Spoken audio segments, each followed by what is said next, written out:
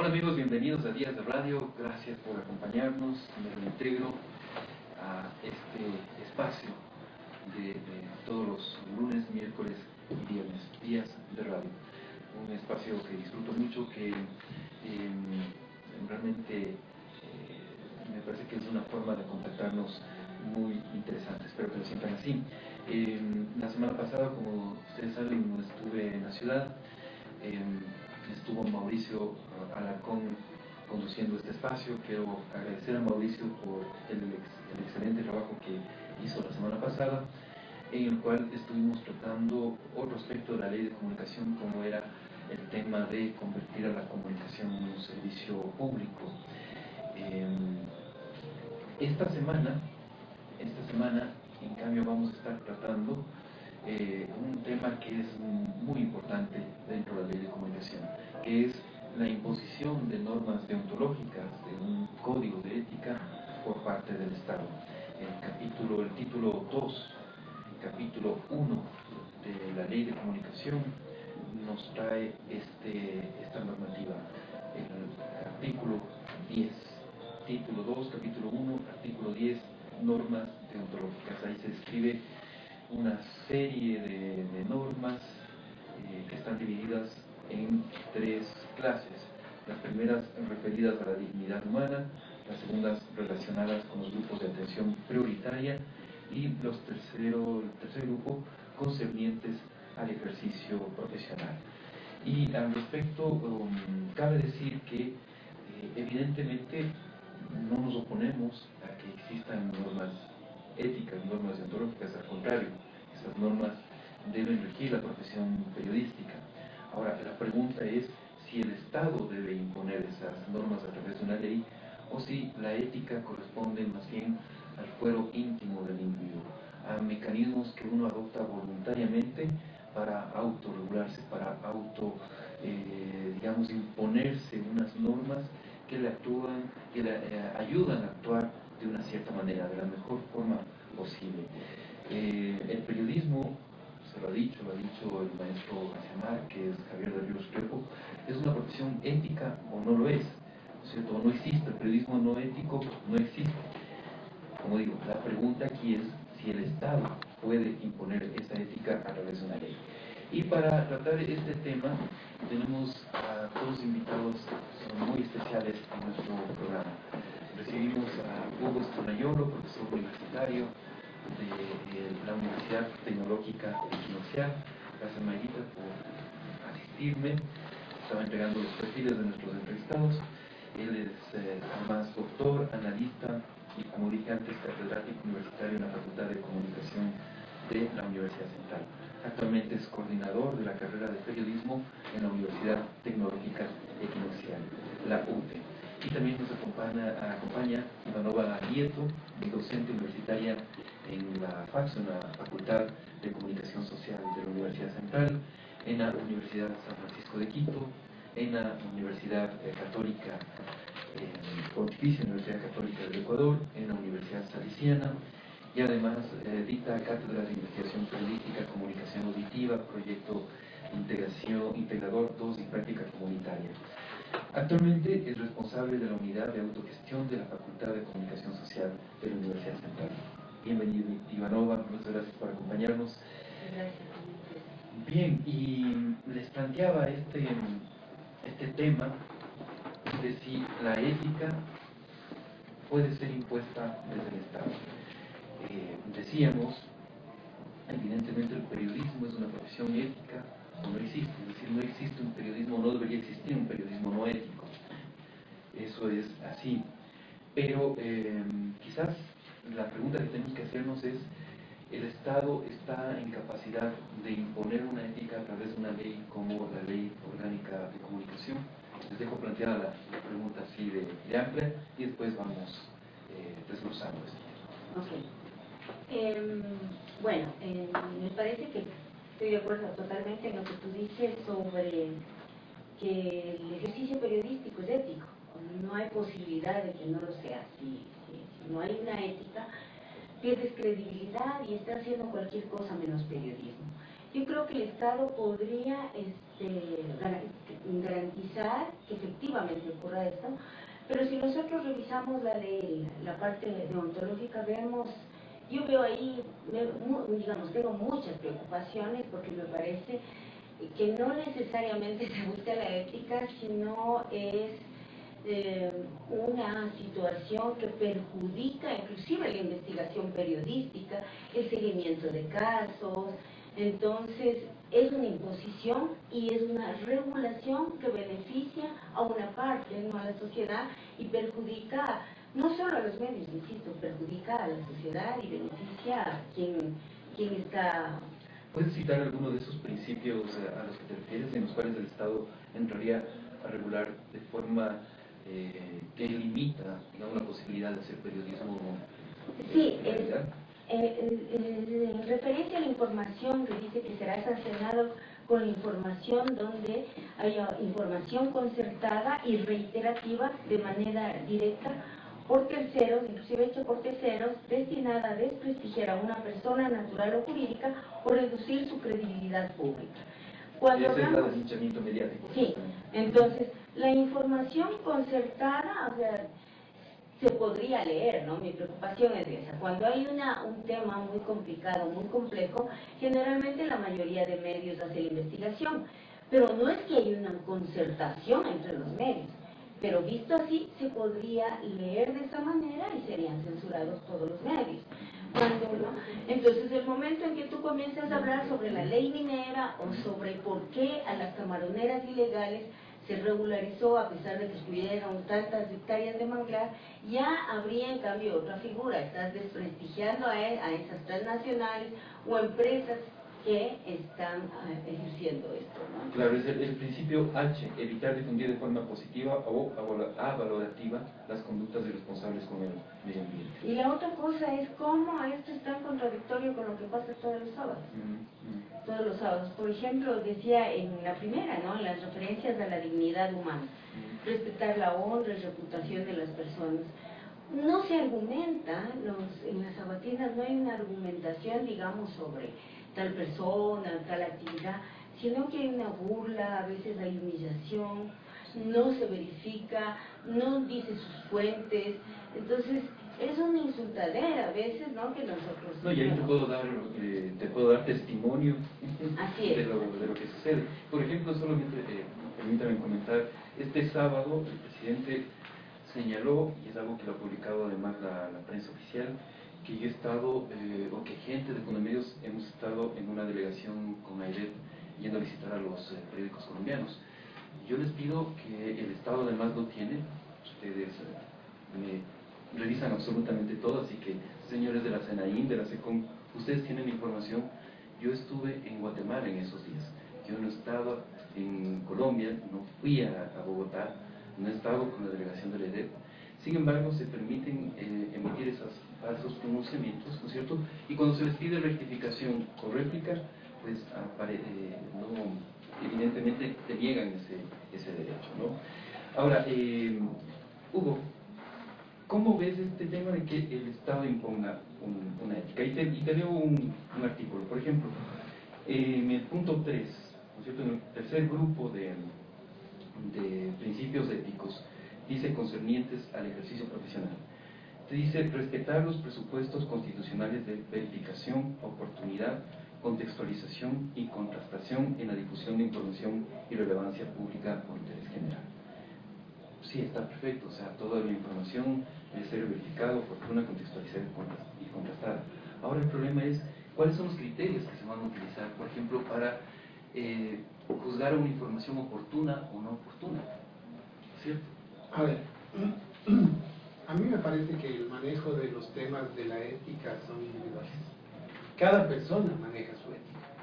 Si para un periodista ser ético es trabajar en favor de un determinado gobierno, esa es su ética, si él lo quiere hacer. Pero bueno, la ética significa un valor muy importante para cada individuo y cada individuo sabe cómo llevar su ética. Y en la ética me parece que hay una especie de bandas de las cuales uno en esa banda trata de mantenerse, pero hay gente que se sale. Y yo digo, si para una persona que trabaja para el Estado ser ético es difundir las cadenas del presidente, esa es su ética, o sea, es individual. Y yo creo que la ética no se puede imponer por decreto.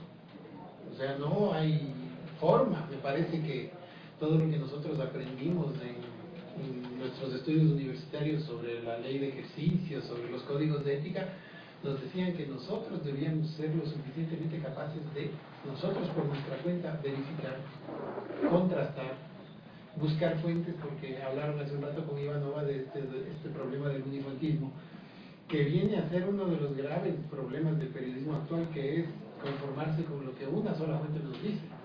Y profesionalmente me parece que uno no debe quedarse solo con la fuente única. Y el Estado muchas veces critica de que no se les da espacio a ellos para que hagan, qué sé yo, réplicas, contrarréplicas, y muchas veces el Estado niega a los periodistas la posibilidad, sus funcionarios a ciertos medios no van, sus funcionarios se niegan a dar declaraciones a ciertos medios porque consideran que son medios mercantilistas. O sea, estoy usando términos que normalmente se usan, en la que yo he terminado llamándole la viperina, porque para mí no es sabatina, es viperina, en la cual Zeus trona y lanza sus rayos contra el que le está molestando en ese momento. Ahora, aclaremos. La aplicación de la ética es individual, evidentemente, pero sí hay una serie de principios sobre los cuales nos ponemos de acuerdo, digamos, los periodistas, y, ¿no es cierto?, aceptamos universalmente, aceptamos en este momento gremialmente incluso, ¿no es cierto?, los periodistas o los médicos o los abogados tienen sus códigos deontológicos y nos obligamos a respetar. Pero claro, la aplicación de esa ética tiene que ser individual. Ahora, en este caso lo que se trata es que esos principios no han sido acordados, ¿no es cierto?, previamente, sino que es el Estado el que dice, miren, estos son los principios que ustedes como periodistas van a tener que aceptar. Lo mismo podría ser con los abogados o con cualquier otro profesional. Cualquier profesional que... A mí eso me preocupa porque me parece que hay en este momento una especie de... Voy a usar la metáfora de Foucault del vigilar y castigar. Es decir, cualquier cosa que sea dicha con cierta, yo no diría ni siquiera con maledicencia contra el gobierno, porque a veces podemos decir algo que, por ejemplo, me voy a referir un poco, el alcalde, por ejemplo, está haciendo ciertas cosas que no corresponden, y yo digo, el alcalde está haciendo eso, entonces yo le voy a linchar mediáticamente al alcalde, pero me puse a pensar, el alcalde es un personaje público, los personajes públicos se exponen a eso. El personaje público no puede estar encerrado en una burbuja evitando que le digan lo que debe hacer. Además, un funcionario importante de este gobierno, el vicepresidente, que ya salió, que era una de las caras amables de esta revolución ciudadana, decía que esa era una asesoría que ellos recibían, que era bueno que los medios hablen. Pero ahora en la situación actual el gobierno considera que los medios somos oposición, que los medios estamos para molestar, salvo que seamos medios oficialistas en los cuales prácticamente sí existen listas, sí existen prohibiciones, sí existen situaciones complicadas en cuanto al trabajo. Yo tengo alumnos y amigos que trabajan en medios públicos y dicen, bueno, yo no estoy de acuerdo con el gobierno, pero trabajo ahí, me pagan y tengo que trabajar ahí y ganarme el dinero. Pero perdón. Sí, por favor. Sí, dentro de esto también, de lo que dice uno, está atentando la libertad de expresión, porque además si revisas en otra parte de la ley, dice que los medios no solo deben evitar expresar su pensamiento, sino además son responsables por los artículos de opinión que escriban otros, de terceros. Entonces, eso es terrible, porque ¿y dónde se queda la libertad de expresión? Si buscamos contextualización y varias fuentes, ¿no?, para mejorar el mismo ejercicio profesional del periodista, se ve imposibilitado, porque si alguien dice no estoy de acuerdo con esto, que señaló Hugo, va a ser afectado al medio, no puedes difundir nada que no sea en la misma línea. O sea, yo sí creo que hay que hacer una lectura, digamos, de lo que no se dice, pero está entre líneas, ¿no?, de lo no dicho, dirían los semiólogos, de lo dicho, de lo que se dice, cómo se dice y lo que no se dice, pues en la ley. Pero para mí es clarísimo, ¿no? Si está entre líneas, está tan evidente que es autocensura, ¿no? Claro, el artículo al que tú te refieres está en el cuarto, porque son además 4 grupos, ¿no?, Sí. de normas. Está en el Capítulo cuarto, que es sobre los medios de comunicación, y dice asumir la responsabilidad de la información y opinión que se tiene. Lo cual incluso entra en contradicción con algo que está en el tercer grupo, que son las concernientes al ejercicio profesional, que dice que no se debe impedir la censura en cualquiera de sus formas, independientemente de quién pretenda realizarla. Sin embargo, a los medios le hacen el responsable incluso de las opiniones emitidas por terceros. O sea, en este caso, si nosotros estuviéramos bajo la ley de comunicación, y esperemos que al ser un medio de internet no lo estemos, seríamos responsables de lo que ustedes digan.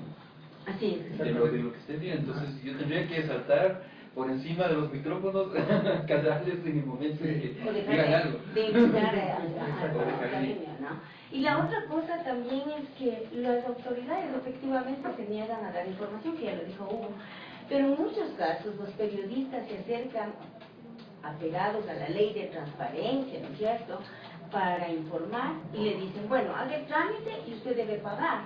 Y ahí, en la misma ley, está regulado, o sea, hay ministerios que te cobran porque accedas a la información, cuando ese es un derecho, ¿no? Puede ir cualquier persona, no solo los periodistas, ¿no? ¿Y por qué tendrías que pagar?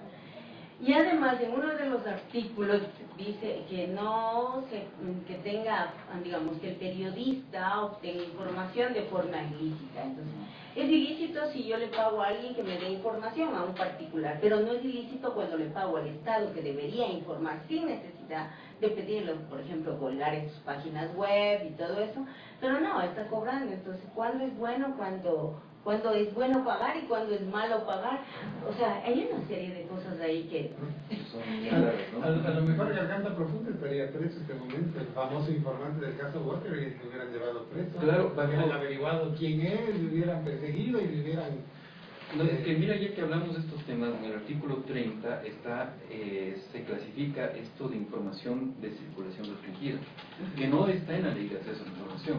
En la ley de acceso a la información está la información reservada, ¿no es cierto?, que tiene que ser además previamente declarada reservada. Pero acá se crea esta categoría de circulación restringida, y como tú dices, eso podría castigar entonces a cualquier informante anónimo, los famosos de periodismo. Están juntando dos cosas ahí, es decir, dos cosas que yo las llamo adefesios jurídicos o disparates jurídicos, que son estos de la autoría coadyuvante, que fue uno de los pilares del juicio al universo, y la otra es el disparate del linchamiento mediático. Yo sigo sin entender cómo uno puede linchar, no sé, cogiendo el periódico, haciéndole, no sé, linchando con el periódico a la gente, dándole de periodicazos a la gente con el periódico, y entonces ahí estamos hablando de un linchamiento mediático. Y con la ley, a la ley le podemos linchar, le podemos dar de periodicazos a la ley y estamos linchándole a la ley. O sea, el asambleísta andino y no sé quién más, no sé en qué estaban pensando, pero es un disparate. Lo que están haciendo es un disparate. No se puede imponer por decreto la libertad de opinión, de información. No se puede, definitivamente. Y tiene que haber libertad y libre flujo de ideas, porque de eso se trata el ser humano. Si no fuéramos seres humanos, si fuéramos robots, perfecto, no pasa nada, pero somos seres humanos y todos los seres humanos tenemos derecho a nuestro pensamiento y a discrepar con el pensamiento de otros, y le duela a quien le duela. Voltaire decía hace casi 3 siglos que puede estar en desacuerdo con lo que dices, pero defenderé hasta la muerte tu derecho a decirlo. Así es. Miren, este otro artículo que está entre los códigos de ética, que se relaciona con este tema del interés público, ¿no es cierto?, que se declara la ley, declara que hay información de interés público. Dice, abstenerse de omitir y tergiversar intencionalmente elementos de la información o opiniones difundidas. Abstenerse de omitir. ¿Cómo va a juzgar el Consejo de Regulación si un periodista ha omitido intencionalmente, además, información, por ejemplo, proporcionada por el gobierno acerca de las maravillas que hacen en las carreteras, por ejemplo, y un periodista dice, bueno, no creo que sea tan relevante, ya se ha abierto, ya se ha hablado, el gobierno tiene sus medios, yo voy a hablar más bien de los problemas con la minería, por ejemplo, ¿no es cierto? Pero acá se te obliga a que tienes que cubrir ciertas, no puedes omitir información, omitir entre comillas. ¿Qué creen que significa Habría que preguntarles a nuestros buenos amigos Hernán Leyes o Patricio Barriga cómo ellos van a asumir un papel de torquemadas criollos buscando descubrir quién se abstiene de omitir. O sea, me parece una cosa impresionante. Además, cualquier persona puede denunciar, ¿no? Esto está sí. aquí. Exacto, si uno se siente ofendido en la calle porque escuchó en radio alguna cosa que uno no dijo, porque además hay que adivinar el pensamiento, él no quiso decir eso. O sea, estamos entrando al terreno de la elucubración, estamos entrando al terreno de la especulación y estamos entrando a un terreno un poco, no me gusta, o sea, estamos entrando al espionaje periodístico, estamos en una especie de matajarismo para descubrir quiénes son espías, quiénes son informantes. Entonces se vuelve el ambiente bien feo y realmente lo que nosotros como comunicadores debemos hacer es seguir dando la cara y seguir diciendo nuestra verdad, aunque el gobierno nos manifiesta ciertas antipatías por eso. Y exactamente también estaría ahí el tema de, que lo dices, tú ponías el ejemplo de las carreteras, ¿no? Es decir, no omitir. Entonces no omitamos cómo están las otras carreteras, las carreteras secundarias que no han sido reparadas para nada, no omitir que este mejoramiento de las carreteras es pensando en el proyecto ISA, ¿no? Manta-Manaos. Entonces, ¿por qué omitir eso? ¿No? Pero si lo dices, si se construye una buena investigación y dices, estas carreteras responden a esto, nos estamos beneficiando ahora la gente que viaja, la clase media básicamente, ¿no? Pero la gente que tiene otro tipo de carretera, que debería tener otro tipo de carreteras, digamos no otro tipo, sino mejorar las carreteras secundarias y terciarias, no tiene mejoramiento, ¿no? Entonces también, si haces eso, si investigues y dices vas a ser sancionado, porque hay una presunción de que lo hiciste por malo. En el un lado una presunción de que omitiste el detalle de la maravilla que es la carretera, y en el otro porque hablaste demasiado. Entonces, ¿hasta dónde va eso? Es perversa la ley, me encuentro otro adjetivo, para sancionar. Todo es sancionar y todo te pone en riesgo, ¿no? Entonces, están obligando a silenciar a los medios, no solo a repetir, reproducir, ser ventrílocos, ¿no? De lo que dice el gobierno de turno. Ahora, ustedes que son profesores universitarios, ¿cómo enfrentar una ley desde las aulas de estas características? ¿Qué les dicen a sus alumnos como para aprender a manejar? Ahora yo digo, los periodistas tenemos que tener casi un abogado al lado que nos ayude a ver si lo que estamos escribiendo transgrede o no transgrede la ley. Pero, ¿cómo manejar esto? Porque me imagino que entre los alumnos, entre los jóvenes, entre los chicos hay preocupación, ¿no? De cómo van a desempeñarse profesionalmente con un cuerpo legal como este. Bueno, yo creo que hay que debatir, digamos, hay que hacer una disección de la ley con los estudiantes, ¿no? Yo doy la cátedra de investigación periodística y lamentablemente sigo dándola como hace el periodismo argentino. Por ejemplo, estoy pensando en los libros que utilizo, en el mismo Daniel Santoro, ¿no? La contrastación de fuentes, la verificación de datos, que hay que decir lo que se tenga que decir. Estoy pensando en López Vigil, que dice, bueno, cuando encuentras algo complejo, crudo, jala de la cola de la rata, señala él, ¿no? Eso es lo que sé. Yo no les puedo enseñar a que callen cuando exactamente es lo contrario, pero sí que se responsabilicen, ¿no es cierto?, en la investigación, en que no pueden especular, no pueden hacer, sí, ciertas cosas de la ley también, pero sigue avanzando y vas a encontrarte contradicciones. Lo que se ha hecho, o lo que yo he hecho con los estudiantes, es un poco que revisen la ley, que busquen, digamos, actores sociales que puedan dar su opinión y han entregado reportajes, pero reportajes, digamos, de un buen periodismo que no se ajusta a esto, ¿no? Que se ajusta a lo que plantea Santoro, Querejeta, el mismo Tomás Eloy Martínez. Ninguno de ellos habría podido trabajar con esa ley, ¿no? Sí, en verdad. Además, aquí hay un tema. Los chicos están recibiendo de nosotros toda una cátedra de cómo se debe hacer el periodismo, verificando, contrastando. Es decir, nosotros a ellos no les estamos diciendo, vean, tengan cuidado. En ningún momento se me ha pasado por la cabeza decirles, vean, el gobierno les va a meter preso. Yo les digo, el riesgo por el ejercicio de esta profesión es que en algún momento ustedes tengan que asumir ciertas consecuencias de lo que están haciendo, porque ¿cuándo no ha sido riesgoso esta profesión?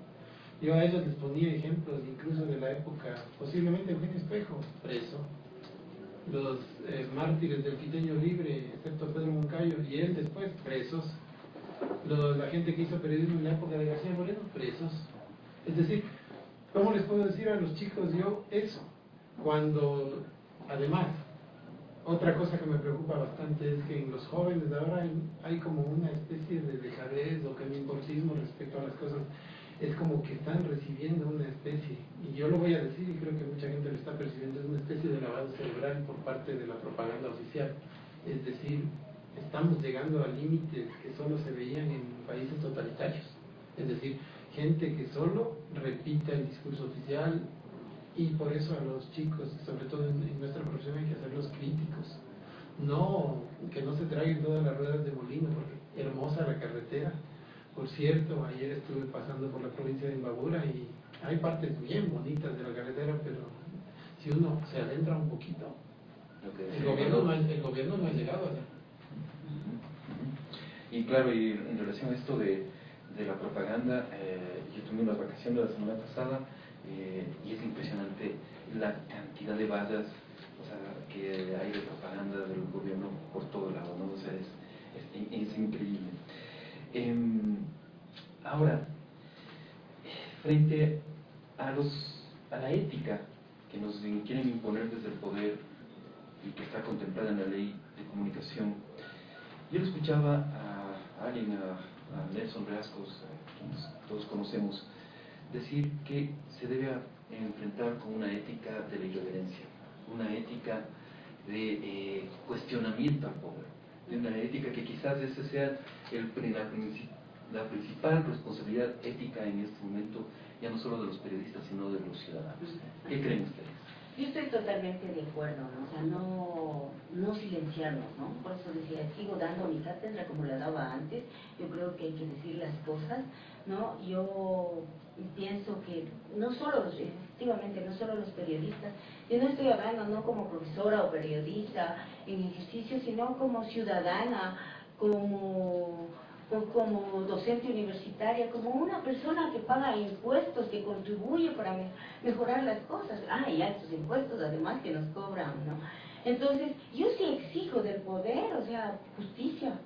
Sí exijo que me respete, sí exijo que me permita decir lo que pienso, ¿no? Y también, como exijo a los medios que se visibilicen otros actores y esto, pero más o menos así es difícil, ¿no?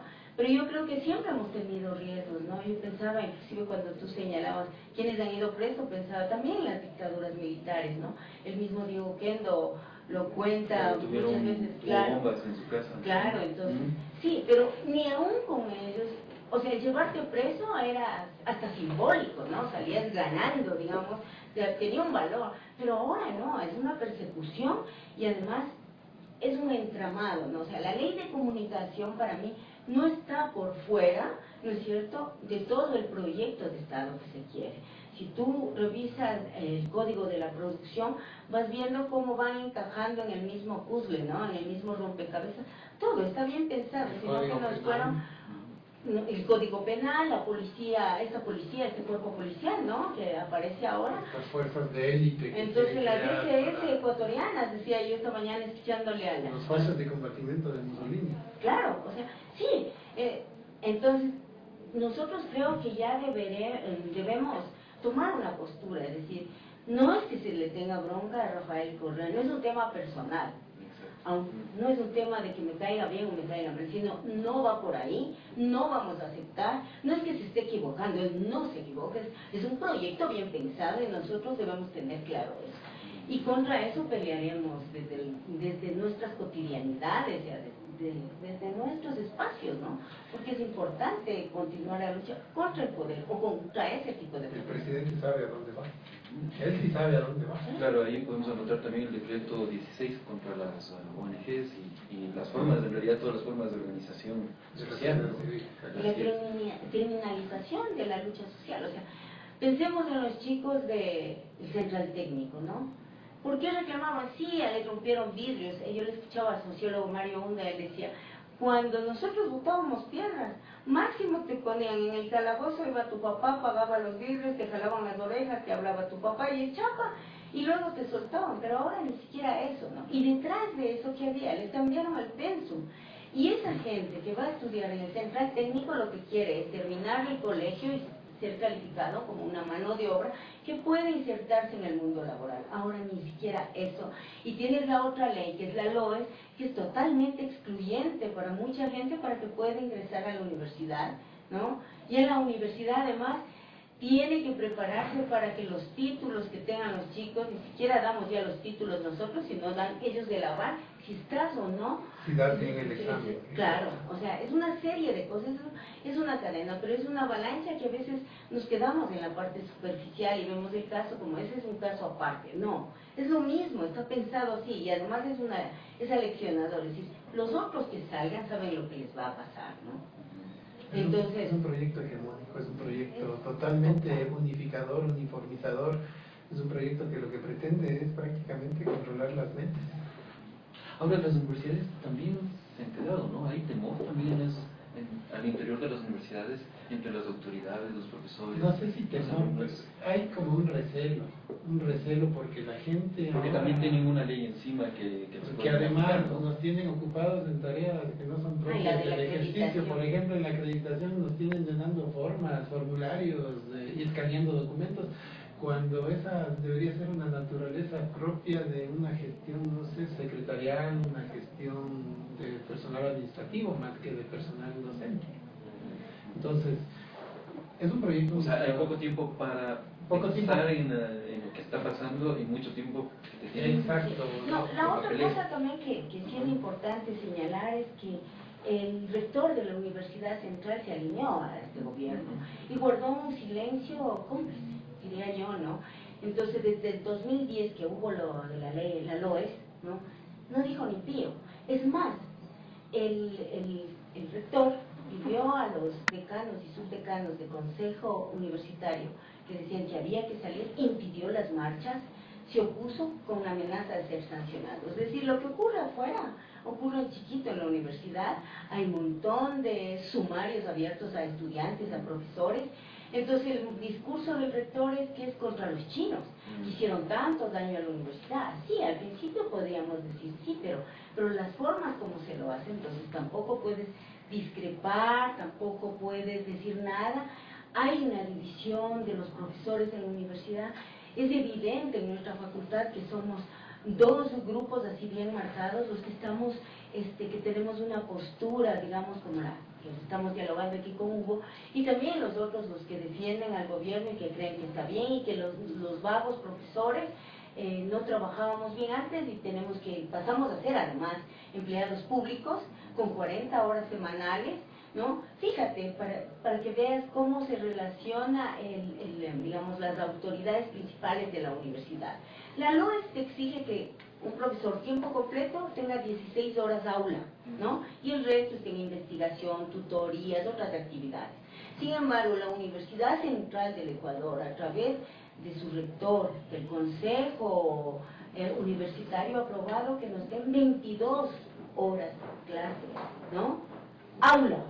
Y el resto entonces es agotador. Entonces, la de la acreditación ya fue, digamos, abayazadora, ¿no? No nos dejaba tiempo, ¿no? En talleres, llenando formularios y todo eso. La mente tiene que estar ocupada en esas cosas y no en pensar cómo crear una propuesta diferente. Y lo otro, claro, ¿cómo preparas clases con tantos cursos? ¿Cómo investigas? ¿Cómo se te ocurre leer siquiera para preparar las mismas clases?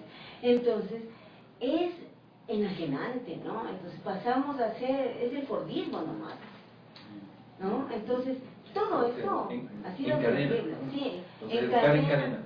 Entre las otras preguntas que te hacía el SEACES en las famosas matrices que nos hicieron llenar, y en los sílabos, en los microsílabos, te preguntaban que califiques a los estudiantes cuando hagas su evaluación la calidad total. Entonces, eso era por los genios, y cada semestre te cambia, ¿no es cierto?, esos genios del CNCID y todo eso te viven cambiando los formularios. Y de paso, si te vistes bien, porque esa era una de las preguntas que se hacían los el defensores. vestuario también tiene que ser... El vestuario tiene que... Es decir, todo un modelo para uniformar. Es decir, somos seres... Ahí estoy viendo... Se me hace la idea de la película de Pink Floyd en el momento de Wall, en el momento en que caminan los chicos a la máquina de moler carne. Entonces yo estoy pensando en eso, o sea, me da la impresión de que nos están llevando al matadero a todos. La máquina de moler carne. La máquina de moler carne. Bien, regresando al tema de la ley de comunicación, nos salimos un poquito para hablar también de lo que pasa en las universidades, que es parte de todo esto. Pero hay un periodista me decía, y quizás ustedes lo recuerden, tenemos más o menos la misma edad, que esto lo que ha conducido en la práctica, ya viendo los resultados prácticos, que ni siquiera la ley se está aplicando, recién se acaba de conformar el Consejo, pero ya vemos un proceso muy fuerte de autocensura en este momento en los medios. Es como, me decía este periodista, como si hubiéramos retornado a los medios pre-1979, pre-democracia. ¿Cierto? Ese periodo en el cual había como mucho temor de decir las cosas, ¿no? Sí, ¿Cómo ven ustedes? Hay una anécdota que pinta eso en la época del famoso golpe de la funeraria de González Alvear. El golpe ocurrió me parece que fue un 31 de agosto, o algo así, o el primero de septiembre. Entonces los periodistas pícaramente en esa época decían, no se podía mencionar así como ahora no se puede mencionar el 30S, entonces en esa época decían el 32 de agosto, o sea, no se hablaba del 1 de septiembre, el famoso golpe de la funeraria contra el general Rodríguez Lara. Entonces, no solo tenemos que tener, como tú dices, el censor, el abogado al lado, sino un censor. El censor que nos diga, esto puede escribir, esto no puede escribir. Y ahí me acuerdo de esa documental La Corporación, en el cual la compañía Fox tenía sus abogados que les decían a estos dos periodistas de investigación, esa parte de la investigación de Dupont no pongan, eso omitan, eso quitan, y le hicieron cambiar como 200 veces el guión del programa, y prácticamente al final les obligaron a renunciar, ellos pusieron juicio, ganaron el juicio, después les hicieron que pierdan. Entonces las presiones del poder para que las personas no puedan investigar y no puedan contextualizar, como decía yo, ¿no?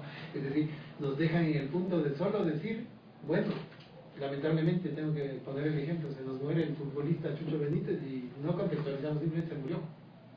Pero en el fútbol sí podemos, o sea, en el fútbol hablamos de la historia de él, de sus padres, de todo eso, pero en la política no podemos decir se murió porque era un tal y cual y cosas así. Entonces no podemos entrar a los detalles, no podemos entrar a contextualizar.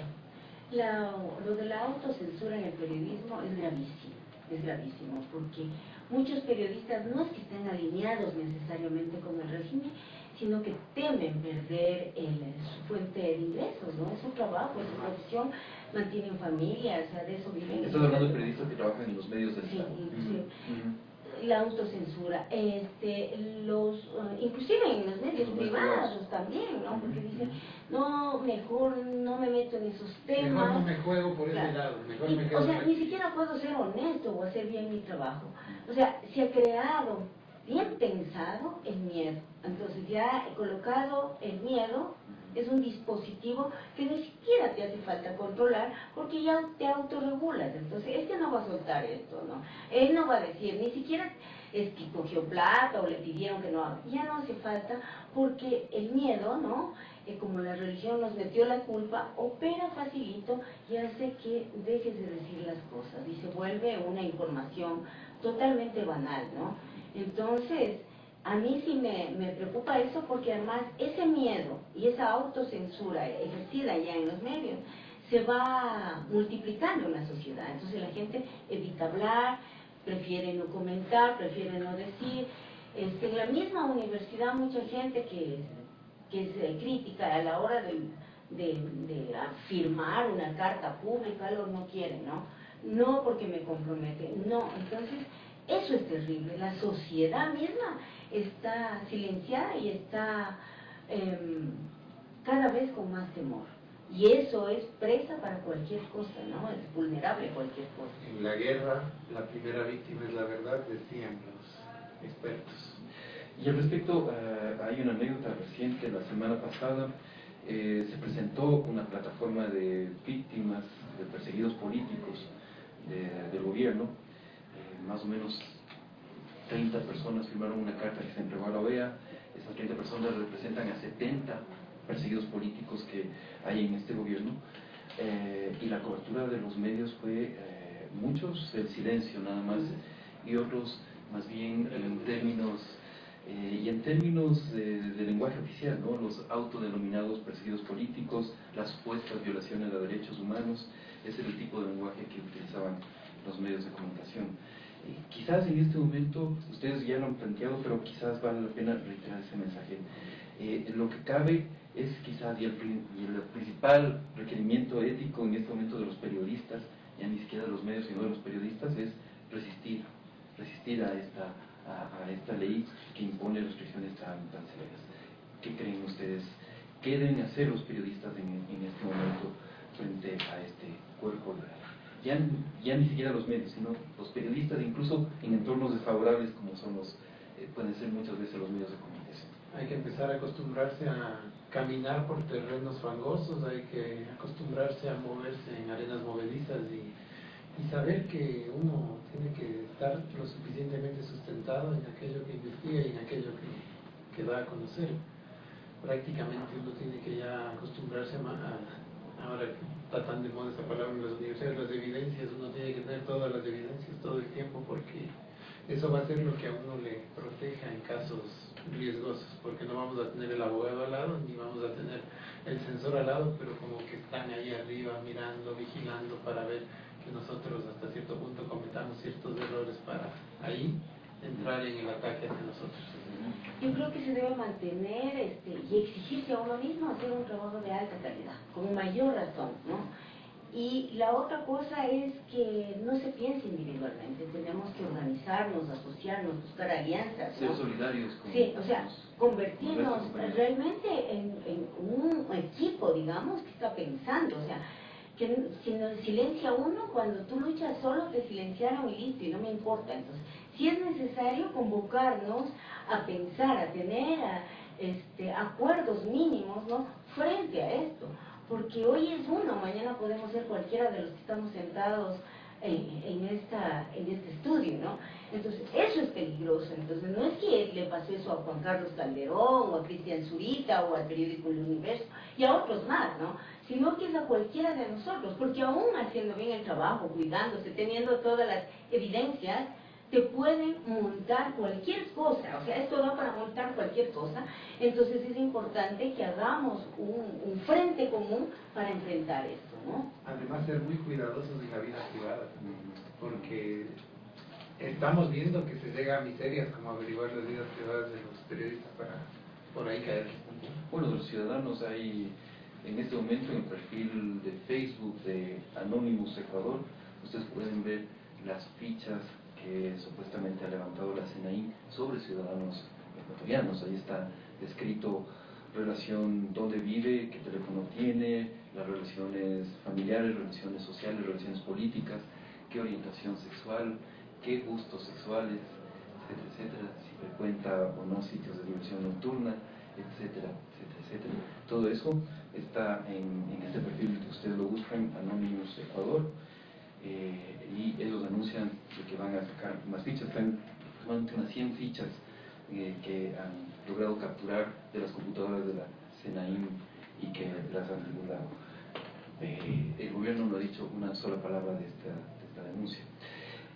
Yo quiero agradecerles muchísimo a Ivanova y Hugo por estar acompañándonos esta mañana, y me quedo con ese mensaje. Me parece que es muy importante ser rigurosos en el trabajo, pero al mismo tiempo comprender que esto no es una tarea solitaria y que el periodista quizás hemos pecado hasta el momento de ser demasiado dispersos, demasiado desunidos, ¿no es cierto?, en el sentido disperso de desunidos, y no hemos sabido reaccionar solidariamente cuando se ha necesitado con compañeros como, cito casos, Freddy Barros despedido de Coavisa, el grupo de periodistas de vanguardia que perdió su medio de trabajo, que ahora el gobierno trata de abanderarse de los derechos de periodistas a los cuales digamos estigmatizaba se persiguió hasta hace unos días, ¿no? Y nos acusa a quienes realmente estamos ayudando a esos periodistas de no decir nada. Hay tantos casos y yo creo que es momento más bien de activar esos mecanismos de solidaridad entre compañeros, ¿no? Y lo otro que quizás se ha dicho aquí esta mañana es ese espíritu de resistencia y de imprevenencia frente a un cuerpo legal que quiere silenciar. No sé si quieres añadir algo más, Ivanova. Sí, gracias.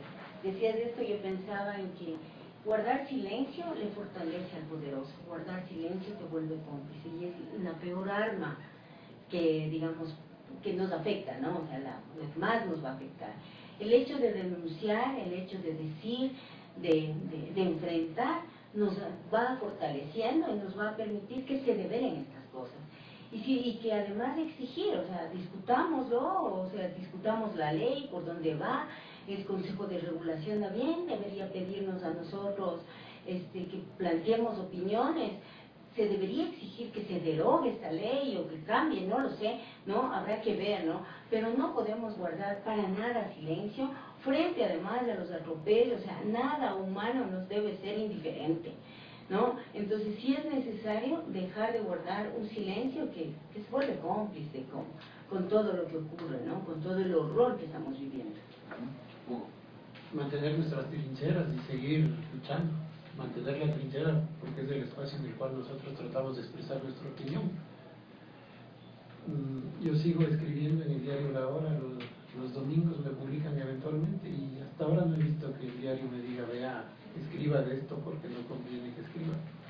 Me dejan escribir lo que yo creo y me parece que esas pequeñas trincheras tienen que seguir activadas y todos nosotros tenemos nuestra trinchera. Esta radio que tú tienes es una trinchera. Ivanova con su actividad tiene sus trincheras, entonces tenemos que tener activadas nuestras trincheras y prepararnos como los viejos soldados de las guerras mundiales a resistir en la trinchera y no dejarnos avasallar por esta especie de tsunami político, económico, comunicativo, no sé, de toda índole, que nos está avasallando desde el sector oficial. Correcto, muchas gracias Hugo, Ivanova y a todos ustedes, amigos oyentes de Días de Radio, por escucharnos. Ustedes pueden seguir el debate de esta semana a través de nuestras redes sociales. Veamos, Marita, si tenemos ya el reporte de lo que ha pasado en redes sociales esta mañana. Pero ustedes pueden participar en los canales, en los perfiles de Facebook de Fundamedios y de Lo Fundamental, del debate de esta semana, que está relacionado justamente a este tema de la imposición de una ética desde el Estado. Es conveniente que el Estado imponga una ética particular, una ética a las personas particulares con una ley. Ese va a ser nuestro tema de debate, va a estar abierto toda la semana, ustedes pueden seguir participando. Y obviamente en Rayola Radio EC, ese es el perfil de Facebook, si no estoy mal, Pablo, ¿sí? Rayola Radio, no, es Rayola Radio nada más el de Facebook. En Twitter es Rayola Radio EC,